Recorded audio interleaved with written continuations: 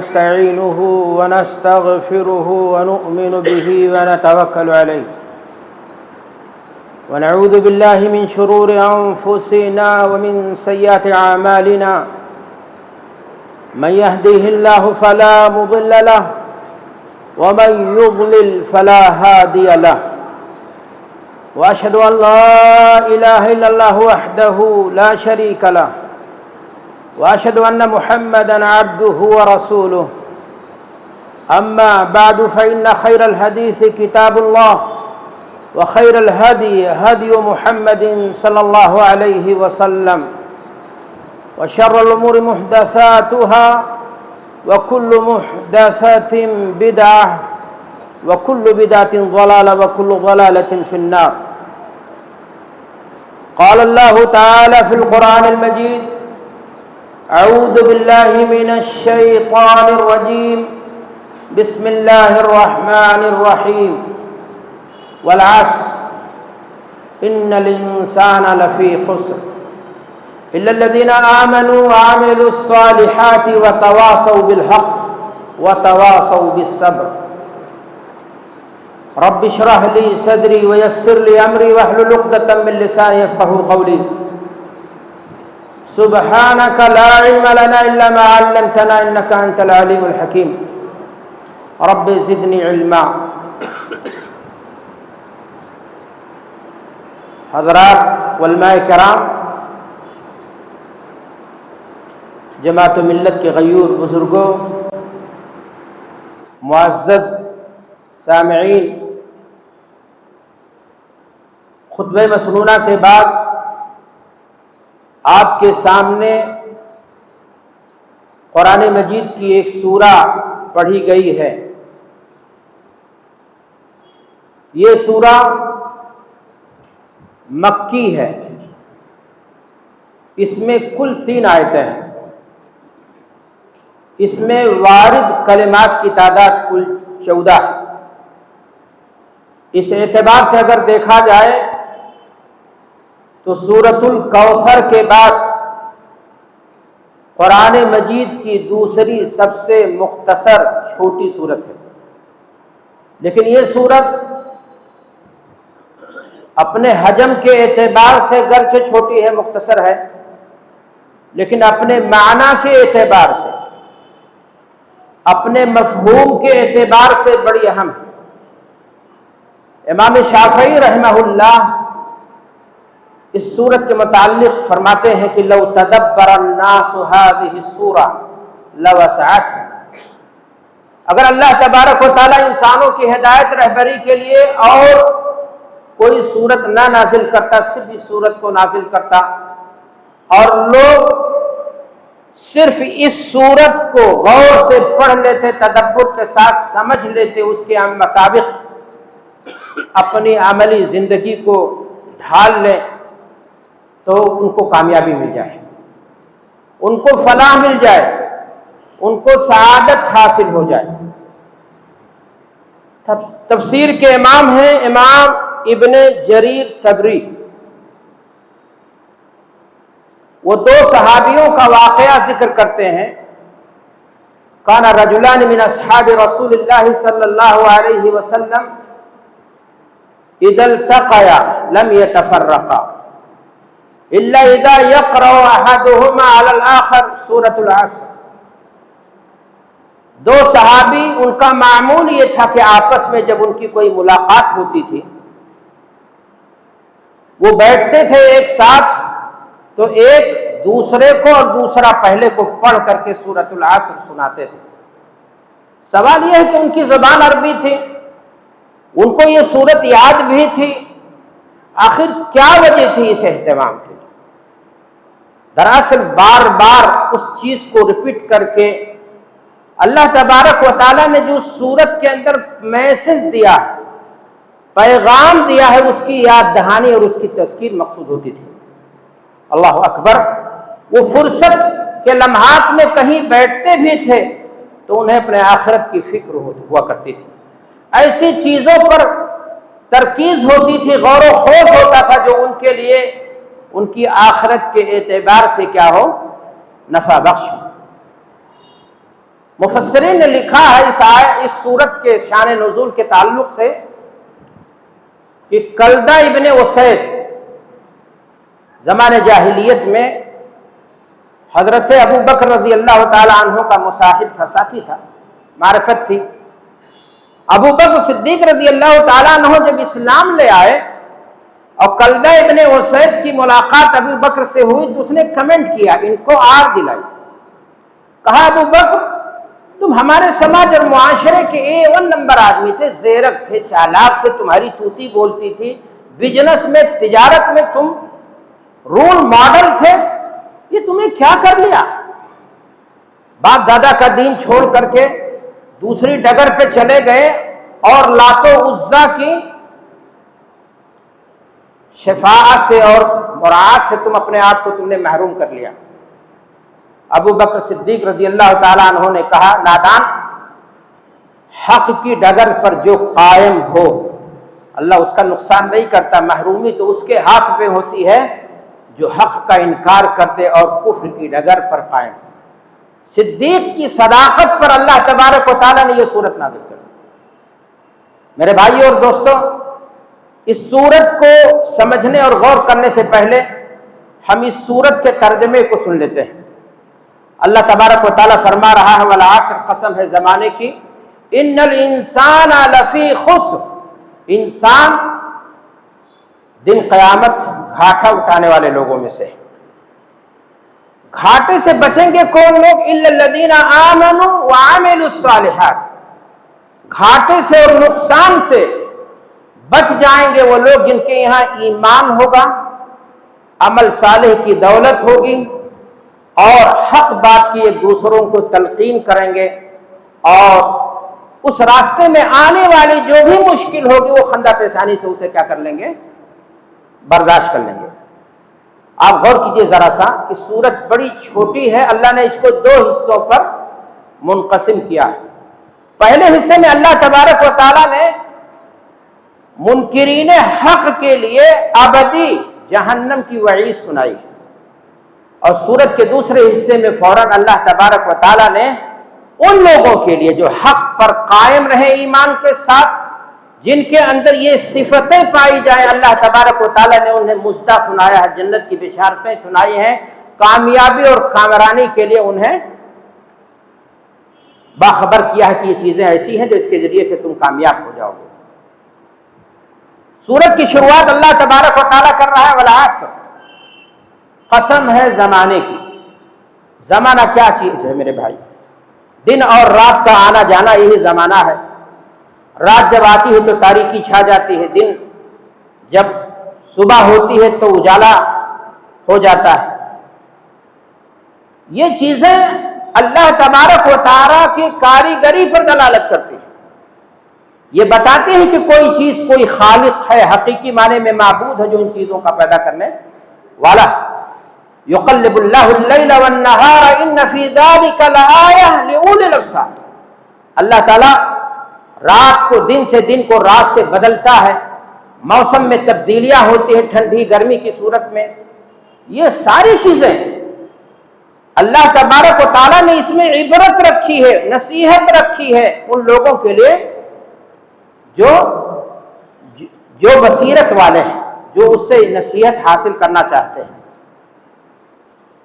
قرآن مجید میں اللہ تبارک و تعالیٰ نے قسم کھائی۔ سوال یہ ہے کہ کیا عام امتی کے لیے غیر اللہ کی قسم کھانا جائز ہے؟ قرآن مجید کا جب آپ مطالعہ کریں گے تو آپ دیکھیں گے کہ اللہ تبارک و تعالیٰ نے اپنے نبی کو 3 جگہ پر تاکید کی ہے اور حکم دیا ہے کہ اے نبی، آپ کو اگر کسی چیز میں قول و قرار کی ضرورت ہو تو آپ قسم کھائیں، لیکن قسم کس کی کھائیں؟ اللہ کی۔ قل بلا وربی لتبعثن، اے نبی آپ اللہ کی قسم کھا کر کے یہ بات کہہ دیجئے کہ تم کہہ رہے مرنے کے بعد ہم سڑ جائیں گے، ہڈیاں گل جائیں گی، کون کیا ہوگا کوئی نہیں جانتا۔ کہو اللہ تبارک و تعالیٰ تمہیں دوبارہ ضرور زندہ کرے گا، تمہارا حساب و کتاب ہوگا، جزا اور سزا کا دن ہوگا، جو کچھ تم نیکی کرو گے فَمَن يَعْمَلْ مِثْقَالَ ذَرَّةٍ خَيْرًا يَرَهُ وَمَن يَعْمَلْ مِثْقَالَ ذَرَّةٍ شَرًّا يَرَهُ، دیکھو گے تو اللہ تبارک و تعالیٰ نے نبی کو تعلیم دی ہے کہ اگر قسم کی ضرورت پیش آئے تو ہم قسم اللہ کی کھائیں گے۔ اللہ کے رسول صلی اللہ علیہ وسلم کی مجلس میں صحابی رسول اور صحابہ کے ساتھ حضرت عمر رضی اللہ تعالیٰ عنہ بھی بیٹھے ہوئے تھے۔ عمر فاروق رضی اللہ تعالیٰ عنہ کو کسی مسئلے میں جوش آیا، اپنی بات میں تاکید کرنے کی ضرورت پیش آئے اور انہوں نے کہا میرے باپ کی قسم۔ اللہ کے رسول صلی اللہ علیہ وسلم نے کہا لا تحلفوا بآبائکم من کان حالفا فلیحلف باللہ ولیسکت، باپ دادا کی قسمیں نہ کھایا کرو، قول و قرار میں اگر قسم کی ضرورت پر پیش آئے تو اللہ کی قسم کھاؤ یا خاموشی اپناؤ۔ ایک اور حدیث میں اللہ کے رسول صلی اللہ علیہ وسلم نے فرمایا، غیر اللہ کی قسم کی خطرناکی کو بیان کیا اللہ کے رسول نے، من حلف بغیر اللہ فقد اشرک او کفر، کہ اگر کوئی شخص غیر اللہ کی قسم کھاتا ہے تو وہ شرک کا گناہ کرتا ہے، وہ کفر کا گناہ کرتا ہے۔ غیر اللہ کی قسم کے مراتب ہیں۔ ایک شخص اگر کسی درگاہ، کسی ولی کے مزار کو، کسی مرے ہوئے بزرگ کو وہ اہمیت دیتا جو اللہ تبارک و تعالیٰ کی، اور اگر اس تصور کے ساتھ اپنے وہ ولی اور کے درگاہ کی قسم کھاتا، مزار کی قسم کھاتا ہے اپنے بات میں زور پیدا کرنے کے لیے، تو ایسی صورت میں یہ بلا شبہ شرک ہے۔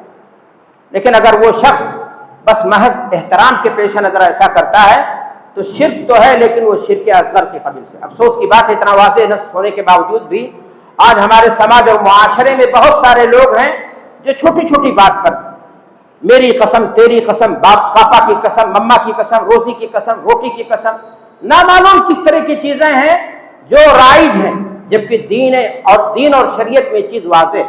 اللہ کے رسول صلی اللہ علیہ وسلم نے اس چیز کو واضح کیا ہے۔ بات دراصل یہ ہے کہ ہم دین اور شریعت کو سیکھتے کہاں کتاب و سنت سے۔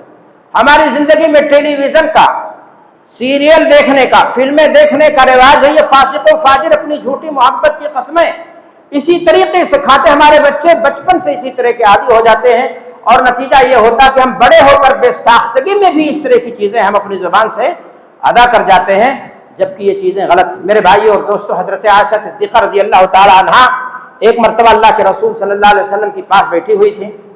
اللہ کے رسول صلی اللہ علیہ وسلم نے کہا عائشہ میں جان جاتا ہوں کہ تم مجھ سے کب ناراض ہوتی ہو اور کب مجھ سے خوش ہوتی ہو۔ کہا اللہ کے رسول وہ کیسے؟ کہا خوش جب رہتی ہو اور تمہیں کسی مسئلے میں قسم کی ضرورت ہوتی ہے تو کہتے ہو محمد کے رب کی قسم۔ تو اللہ کے نبی کی شان و مرتبہ کی قسم وہ نہیں کھاتی تھی بلکہ اللہ کی قسم کھاتی تھی۔ اور کہا جب میں غصہ ہوتی ہوں تو کہا تم قسم کھاتے ہو کعبہ کے رب کی قسم۔ بتائیے ذرا کہ کعبہ کی قسم کھانا جائز نہیں ہے تو پھر کسی ولی اور درگاہ کی قسم کھانا، روزی روٹی کی ضمانت کے طور پر قسم کھانا ایک شخص کے لیے کہاں جائز ہو سکتا ہے؟ بات کو آگے بڑھاتے ہیں۔ اللہ تبارک و تعالیٰ فرما رہا ہے والعصر ان الانسان لفی خسر، انسان قیامت کے دن انسانوں کی اکثریت گھاٹا اٹھائے گی۔ کیوں؟ سوال یہ ہے کہ انسانوں کی اکثریت دن قیامت نقصان اور خسارے میں کیوں ہوگی؟ دراصل انسان اس دنیا کی زندگی میں آیا کس لیے ہے؟ آیا اس لیے ہے تاکہ وہ اپنے آخرت کی تیاری کر لے، وہ اس دن کے لیے تیاری کر لے جس دن خوشیاں ہی خوشیاں ہوں گی، مزے ہی مزے ہوں گے، یا پھر سیدھا جہنم ہوگا۔ میرے بھائیوں اور دوستو، اگر انسان اس دنیا میں آنے کے مقصد کو بھول جائے اور دنیا کا ہو کر کے رہ جائے، دنیا میں دل لگا لے اور ایسے جیے جیسے دنیا سے اسے جانا ہی نہیں، آخرت کو فراموش کر دے، تو ایسی صورت میں خسارہ اس کے لیے ہے یا نہیں ہے؟ اگر مقصد وجود کو، اس دنیا میں آنے کے مقصد کو ہم بھول جائیں، وما خلقت الجن والانس الا لیعبدون، ایمان کے بعد، توحید کے بعد اللہ تبارک و تعالیٰ نے ہمیں حکم دیا ہے کہ ہم اللہ تبارک و تعالیٰ کی عبادت کریں، بندگی کریں۔ ہم دنیا کمانے کی جہاں تک بات ہے، بہت سارے لوگ پوچھنے لگتے ہیں کہ پھر مولانا کیا دنیا نہ کمایا جائے؟ دنیا کماؤ، شوق سے کماؤ۔ دین اسلام اپنے ماننے والوں کو دنیا کمانے کے راستے پر کوئی قدغن، کوئی پہرا نہیں بٹھاتا ہے، روک نہیں ڈالتا ہے۔ دنیا کمانے کی اجازت ہے، بس ایک کرائٹیریا ہے، دین اسلام نے کہا حلال طریقے سے کماؤ۔ ہر چیز در گھسی تم سمیٹ رہے ہو کروڑ پتی بننے کے چکر میں، دوسروں کے حق کو مار لو، اس بات کی اجازت اسلام نہیں دیتا۔ شرعی دائرے میں رہتے ہوئے دنیا جتنا ممکن ہو سکے آپ کماؤ، اچھی زندگی گزارو، اور انہی ہاتھوں سے کما کر کے اپنی آخرت کے راستوں میں خرچ کر کے اپنی آخرت کو کیا کر لو، محفوظ کر لو۔ اسی لیے تو ہم دنیا میں آئے ہیں۔ تو میرے بھائیوں اور دوستوں، اصل کامیابی لیکن یہ نہیں ہے کہ آپ نے دنیا میں کتنا کما لیا، اصل کامیابی یہ نہیں کہ کتنی ڈگریاں حاصل کر لی، اصل کامیابی یہ نہیں ہے کہ آپ کے کتنے بچے بڑے بڑے عہدوں پر فائز ہو گئے، جبکہ یہ ہونا بھی غلط نہیں ہے، لیکن اصل کامیابی یہ ہے کہ ان چیزوں کو آپ نے کس مقصد کے لیے، آپ کی نیت پر انحصار ہے۔ آپ نے اگر آخرت میں کامیابی کے مقصد کے پیش نظر ان چیزوں کا حصول کیا ہے تو پھر آپ کامیاب ہیں۔ اللہ تعالیٰ قرآن مجید کے اندر ارشاد فرماتا ہے فَمَنْ زُحْزِحَ عَنِ النَّارِ وَأُدْخِلَ الْجَنَّةَ فَقَدْ فَازَ وَمَا الْحَيَاةُ الدُّنْيَا إِلَّا مَتَاعُ الْغُرُورِ، کہ جس شخص کی چمڑیاں جہنم کے آگ سے بچ گئیں، ان چمڑیوں کو دنیا کی گرمی برداشت کرنے کی ہمت نہیں، جہنم کی آگ کیسے ہم برداشت کر پائیں گے؟ اللہ فرما رہا کہ فَمَنْ زُحْزِحَ عَنِ النَّارِ، ایسے کام کر جائیں اس دنیا کی زندگی میں کہ آپ کی چمڑیاں مرنے کے بعد، قبر میں جانے کے بعد قبر کے عذاب سے بچ جائیں، جہنم کی ایندھن بننے سے بچ جائیں، یہی آپ کے لیے کیا ہے؟ کامیابی۔ اور دنیا کی زندگی تو فنا ہو جانے والی ہے، دنیا ختم ہو جانے والی ہے، اور دنیا ایک نہ ایک دن زوال پذیر ہو جائے گی۔ میرے بھائیو اور دوستو، آل فرعون کے بارے میں قرآن مجید نے ان کے قول کو نقل کیا ہے، یا قوم ان هذا، انہوں نے قرآن مجید میں اللہ تبارک و تعالیٰ فرماتا ہے انما هذه الحیات الدنیا متاع وان الاخرۃ هی دار القرار، کہ اے لوگوں یہ دنیا کی زندگی سامان ہے، آپ اس کو حلال طریقے سے حاصل کریں، سکون کی زندگی گزاریں، صحیح ڈھنگ کی مسجدیں بنائیں، ادارے بنائیں، دین کے نشر و اشاعت و مقصد حل ہے، لیکن اصل زندگی جو ہے ہماری وہ کیا ہے؟ ہم اس دنیا میں جو آئے ہیں وہ پیش نظر ہونی چاہیے، ورنہ ہم نقصان اٹھانے والے ہو جائیں گے۔ ہم اپنے ہڈیوں کو اتنا زیادہ نقصان پہنچائے کہ دنیا میں اپنے آپ کو تھکا کر کے رکھ دیا اور اپنے آپ کو بیمار رکھا، یہاں بھی نقصان اٹھایا، اور مرنے کے بعد گناہ کا وہ بوجھ اور گناہ کا گٹھر لے کر کے اللہ کے جناب میں پہنچ گئے، اور وہاں کی زندگی بھی نرک عذاب کی شکل میں، جہنم کی شکل میں۔ اللہ تعالی ہم سب کو جہنم سے بچائے۔ تو میرے بھائیو اور دوستو، اصل کامیابی یہی ہے کہ ہماری چمڑیاں جہنم کی آگ سے کیا ہو جائیں؟ بچ جائیں۔ عبداللہ ابن عمر رضی اللہ تعالیٰ عنہ فرماتے ہیں کہ اللہ کے رسول صلی اللہ علیہ وسلم نے اخذ منکبی، میرے کندھے پر ہاتھ رکھا اور کہا کن فی الدنیا کانک غریب او عابر سبیل، عبداللہ اس دنیا کی زندگی میں اجنبی بن کر کے رہو، ایسے رہو جیسے کوئی مسافر سفر کرتے ہوئے جب تھک جاتا ہے، راستے میں کوئی درخت پاتا ہے تو وہاں تھوڑی دیر کے لیے آرام کر دیتا ہے۔ کوئی آدمی ریلوے اسٹیشن پر گھر بنانے کے لیے نہیں جاتا ہے، وہاں جاتا ہے تاکہ اسٹیشن پر ٹرین آئے، وہاں بیٹھے سامان رکھے اور اپنے منزل کی طرف۔ منزل ہماری کیا ہے؟ آخرت ہے۔ ہمارے پیش نظر جب ہم دنیا کما رہے ہوں تو یہی ہونا چاہیے کہ اس دنیا کی زندگی، اس دنیا کے حصول سے ہمارا پیش نظر، ہمارا مقصد آخرت ہو، اور اگر یہ مت پیش نظر ہے میرے بھائیوں تو آپ سمجھ لیجئے کہ آپ کامیاب ہونے والے لوگوں میں سے ہیں، ورنہ ناکامی دن قیامت کیا ہو جائے گی؟ یقینی ہو جائے گی۔ حضرت علی رضی اللہ تعالیٰ عنہ فرماتے ہیں دنیا جا رہی ہے اور آخرت آ رہی ہے، اور لوگوں کا حال یہ ہے کہ کچھ لوگ ہیں جو دنیا کی چاؤ میں دنیا میں ڈوبے ہوئے ہیں، اور کچھ ہیں جو لوگ آخرت کے طلب میں اپنے آپ کو، دنیا کماتے ہیں، ایسا نہیں کہ دنیا سے بے رغبتی ہو جائے، تارک دنیا ہو جائے، لیکن پیش نظر ان کے کیا ہوتی ہے؟ آخرت ہوتی ہے۔ اے لوگوں آخرت کو پیش نظر رکھو۔ تو یہ مقصد ایک مومن کا ہونا چاہیے اپنی پوری زندگی میں، جہاں بھی ہے، جس بھی میدان میں ہے، جس بھی فیلڈ میں ہے، اس کا مقصد، اس کے پیش نظر ہمیشہ کیا ہونی چاہیے؟ آخرت۔ آخرت کے سودے پر دنیا کا حصول یہ آپ کے لیے نقصان دہ ہے۔ دنیا کو آپ خرچ کر دیجئے، دنیا کو جو کچھ آپ نے کمایا ہے، اگر آخرت میں آپ کا کوئی چیز بھلا ہونے والا ہے تو یہی مقصد ہی ہے کہ دنیا کما کر کے آخرت کے راستے میں اسے آپ کیا کر دو؟ قربان کر دو۔ اللہ کے نبی جناب محمد الرسول اللہ صلی اللہ علیہ وسلم کی زندگی کا مطالعہ کریں، خود آپ اپنے بارے میں فرما رہے ہیں مالی ولی دنیا، مجھے دنیا سے کیا مطلب؟ مالی ولی دنیا، حبیب اللہ کے محبوب پیغمبر کہہ رہے ہیں دنیا یہ دل لگانے کی چیز نہیں ہے، دنیا کو میں رہو، سکون سے رہو، لیکن دل لگا لو، دنیا کا ہو کر کے رہ جاؤ، یہ آپ کے نبی کی صفات شان کے خلاف بھی آپ کو تعلیم دی جا رہی ہے کہ دنیا میں ایک مسافر کی زندگی گزاریں آپ۔ میرے بھائیو اور دوستو، اللہ کے نبی فرما رہے مالی ولی دنیا الا رجل الا کرجل استظل تحت شجرۃ، کیوں ہی درخت کے نیچے اس نے ٹھہراؤ کیا، تھوڑا آرام کیا اور آگے کی منزل کی طرف کیا ہو گیا، بڑھ گیا۔ تو یہی ہے میرے بھائیو اور دوستو دنیا کا مقصد، ہم اس دنیا میں جو آئے ہیں اللہ تعالیٰ آگے فرما رہا ہے والعصر ان الانسان لفی خسر، انسانوں کی اکثریت دن قیامت گھاٹا اٹھائے گی، اسی لیے گھاٹا اٹھائے گی کہ وہ اس دنیا کی زندگی میں ایسے پھنس جاتے ہیں، ایسے الجھ جاتے ہیں، دنیا ان کے پیش نظر ایسی ہو جاتی ہے کہ وہ آخرت کو کیا ہو جاتے ہیں، بھول جاتے ہیں۔ میرے بھائی، اللہ تبارک و تعالیٰ نے کامیابی کے لیے بتایا کہ اس خسارے سے، اس نقصان سے وہ لوگ بچ جائیں گے۔ کون لوگ بچ جائیں گے؟ جن کے اندر چار چیزیں ہوں گی۔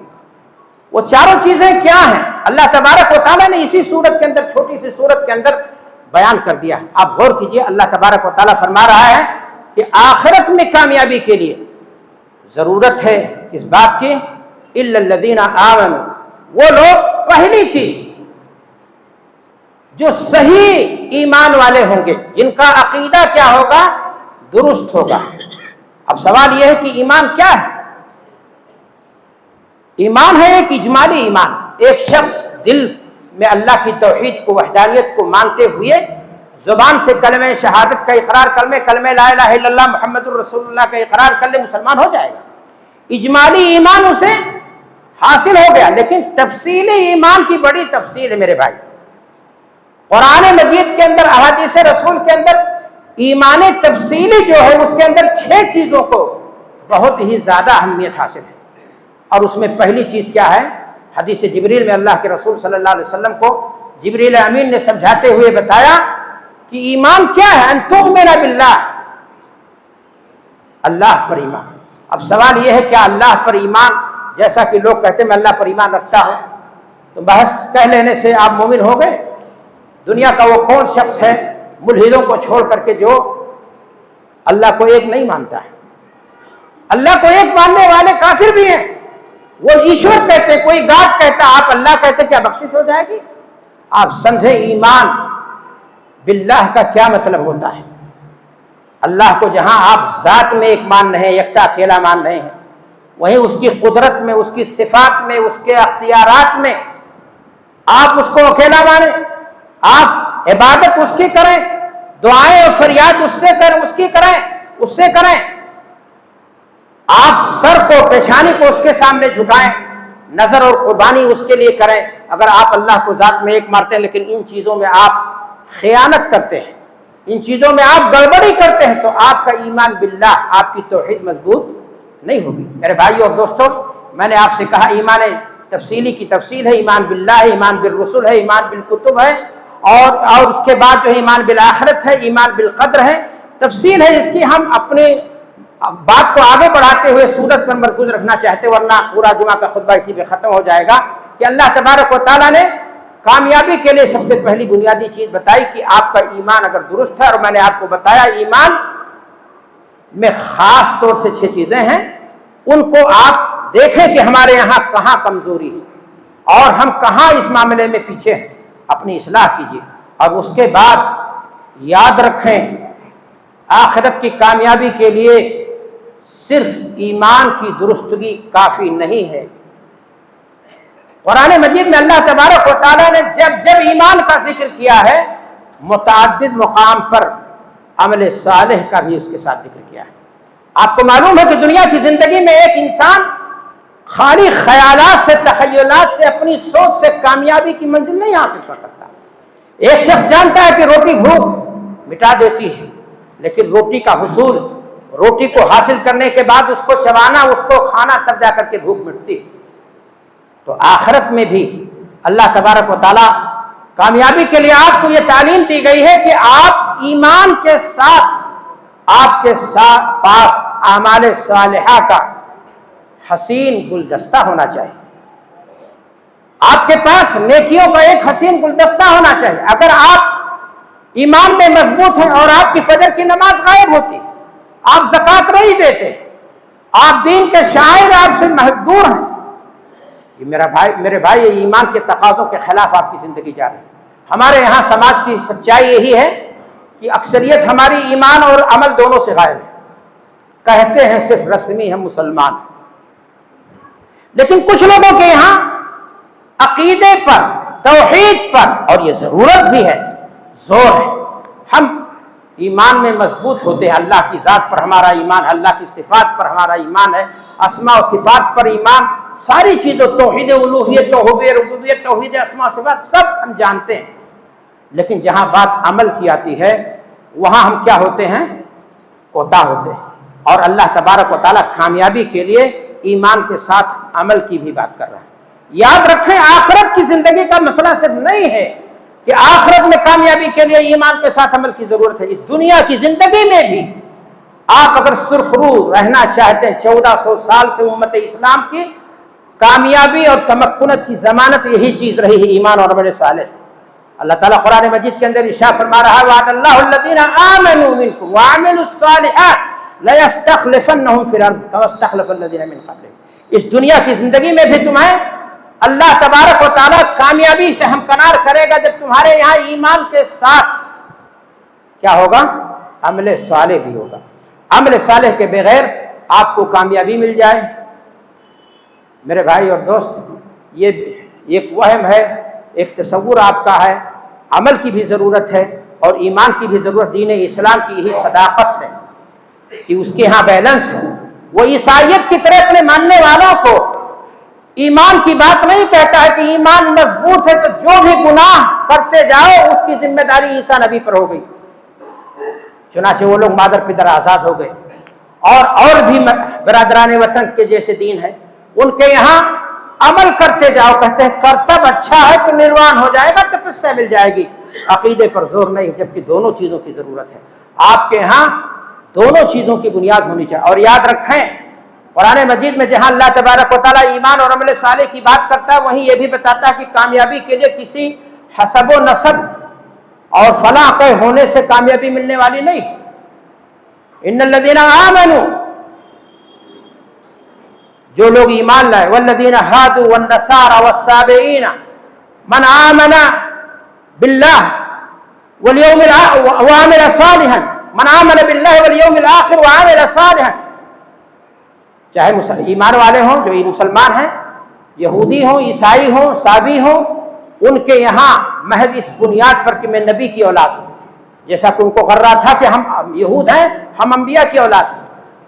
وقالت الیہود عزیر ابن اللہ، عیسائیوں نے کہا ہم عیسیٰ کی متبعین میں سے ہیں، کچھ لوگوں نے کچھ کہا اور اس دعوے میں رہے۔ صابئین نے کہا ہم ابراہیم علیہ السلام کے پیروکار ہیں۔ اس بنیاد پر کامیابی ملنے والی نہیں جب تک کہ آپ کے یہاں ایمان کے ساتھ عمل نہ ہو۔ من بتاویہ عمل لم یفد بہ نسب، آپ کو ایمان کے ساتھ عمل پر توجہ دینی ہوگی۔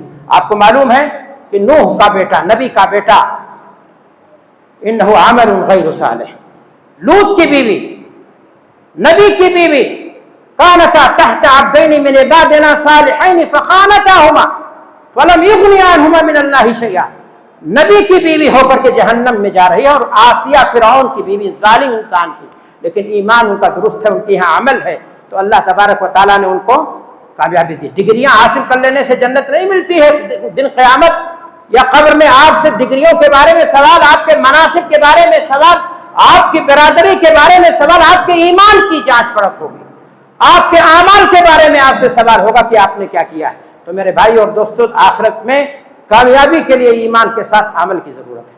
اور اس کے بعد آگے اللہ تبارک و تعالیٰ نے فرمایا وَتَوَاصَوْا بِالْحَقِّ، کامیابی کے لیے تیسری بنیادی چیز ایمان کے بعد اعمال صالحہ۔ کیا آپ کے پاس حسین گلدستہ ہے؟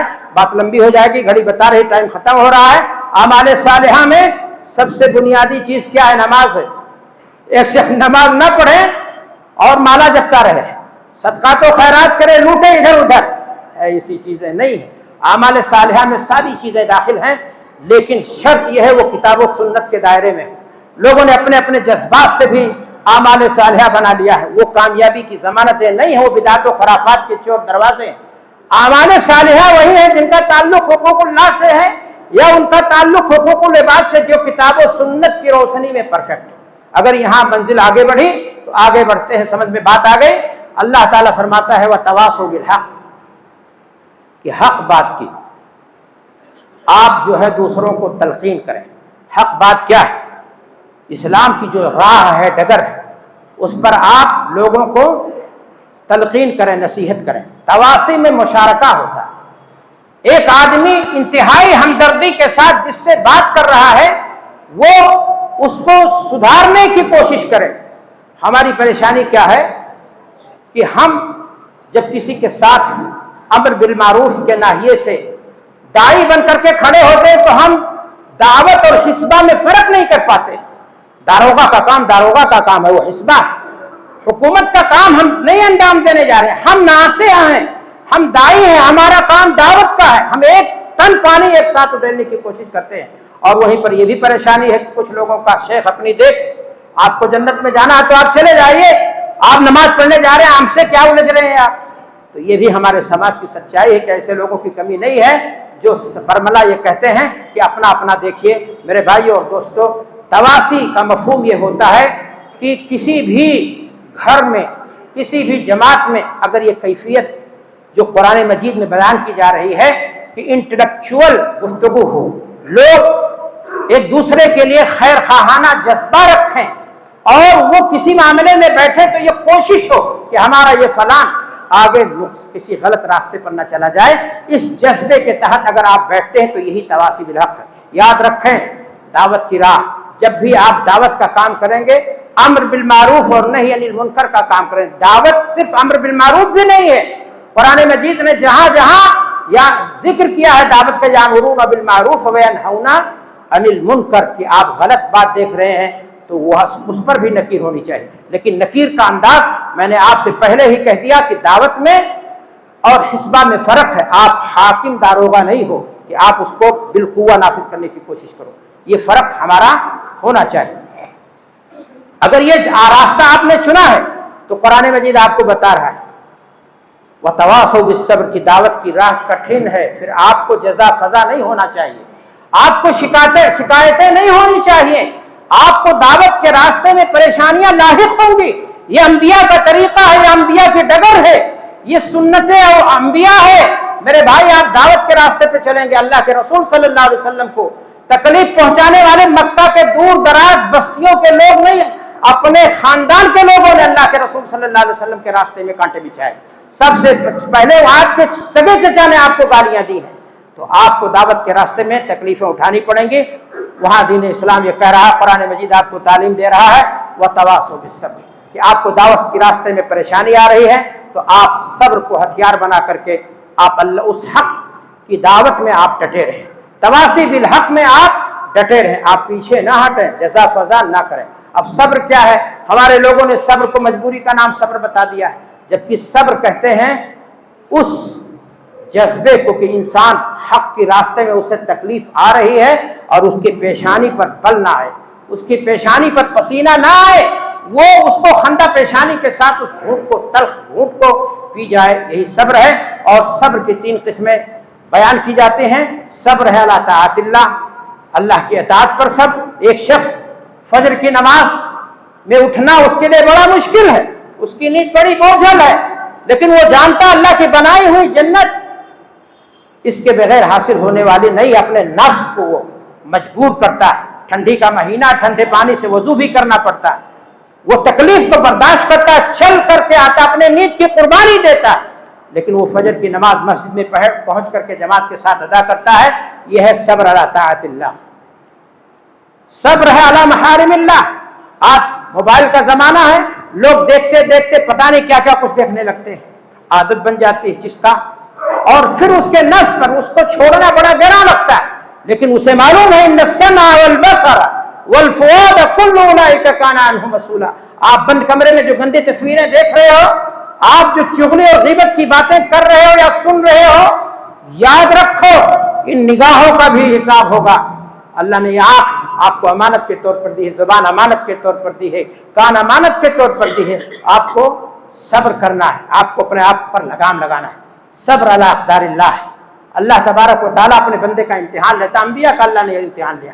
اللہ نے اولاد دی اور اولاد بیمار ہو گئی، بڑی دعاؤں کے بعد پیدا ہوا تھا اور اچانک موت آ گئی۔ اب ایک آدمی جزا فضا کرتا ہے اور کہتا ایسا کرتا تو وہ ہوتا، فلاں ڈاکٹر نے دوا دی، ایسا ہو گیا ویسا ہو گیا، لیٹ ہو گیا۔ آپ کے پاس جتنی طاقت تھی آپ نے پوری لگا دی، مرنا تھا مر گیا۔ آپ اگر صبر کر جائیں تو صحابی کا واقعہ بہت مشہور ہے کہ میدان جہاد میں گئے تھے، گھر آئے تو بیوی سے پوچھا بچے کا کیا حال ہے، کہا ٹھیک ہے، اور ان کو آرام سے رکھنے کے بعد جب پورا ماجرا بیان کیا، آنکھ تو بہہ جاتی ہے آنسوؤں کے ساتھ، اس میں کوئی مسئلہ نہیں، لیکن اللہ تبارک و تعالیٰ نے جب انہوں نے صبر کیا تو اللہ تبارک و تعالیٰ نے دوسری اولاد انہیں دے دی۔ تو میرے بھائیوں دوستو، اللہ کے فیصلوں پر بھی آدمی کو زندگی میں امتحان لیتی ہے۔ اگر ایسے کچھ حالات بنے تو اللہ کا فیصلہ سمجھ کر کے آپ کو اس کو برداشت کر دینا چاہیے۔ اگر یہ چاروں چیزیں ہمارے اندر پیدا ہو جائیں تو یاد رکھیں ہمیں آخرت کی کامیابی مل جائے گی۔ یہ دنیا میرے بھائی، یہ دنیا کی زندگی میرے بھائی گزر جائے گی، جیسی تیسی کٹ تو سب کی جائے گی۔ صحیح مسلم کی روایت ہے، یوتا بیانوں میں اہل دنیا، اللہ اکبر، کہ دنیا کے اندر سب سے ناز و نعمت میں پلنے والے شخص کو دن قیامت لایا جائے گا، ایسا شخص جس نے بڑی شان و شوکت کی زندگیاں گزاری ہوں گی، جس کے سیاسی اپروچز رہے ہوں گے، وہ کسی کو خاطر میں نہیں لاتا رہا ہوگا، اور اللہ تبارک و تعالیٰ کے حکم سے فرشتے جب اس کو جہنم میں ایک ڈبکی دیں گے اور پوچھیں گے حل رأیت من نعم قط، دنیا میں تو نے کوئی لذت بھی محسوس کی تھی؟ کہے گا مولا میں نے دنیا میں کوئی سکون، ایسی ساری دولت، سارا نشہ کافر ہو گیا۔ اور ایک ایسے شخص کو جس کو پارٹیوں میں نہیں بلایا گیا، پروگراموں میں جسے اہمیت نہیں دی گئی، لیکن وہ اللہ سے ڈرتا تھا، وہ پھٹے پرانے کپڑے پہنتا تھا لیکن پہلی صف میں مسجد میں ہوتا تھا، وہ حلال کھاتا تھا، بیویاں اس کے بچے تانا دیتے تھے کہ فلاں کما کر کے کہاں آگے بڑھ گیا حرام خوری کے ذریعہ، لیکن یہ اللہ سے ڈرتا تھا کہ دنیا کی زندگی جیسے تیسے کٹ جائے گی، اصل تو زندگی آخرت کی ہے۔ اللہ تعالیٰ اسے لائے گا اور اسے جنت میں ایک ڈبکی دی جائے گی، اور کہے اللہ تعالیٰ پوچھے گا، اللہ کے فرشتے پوچھیں گے کہ ہر رائے کا من بوسن قط، دنیا کی زندگی میں کبھی کوئی دکھ تکلیف کا سامنا ہوا؟ کہے گا مولا کوئی تکلیف ہم نے نہیں۔ تو ڈھلتی ہوئی ہر شام دیتی ہے گواہی، انسان کی تگ و دو کا انجام تباہی۔ میرے بھائیوں، زندگی کامیاب اسی شخص کی ہے جو اپنی اس زندگی کو آخرت کے لیے سنوار لے جائے۔ اللہ سے دعا کہ پروردگار عالم زندگی کے بچے ہوئے بقیہ حصے میں ہمیں اپنی آخرت کے صحیح معنی میں ہمیں تیاری کی توفیق عطا فرما دے۔ وآخر دعوانا ان الحمد للہ رب العالمین۔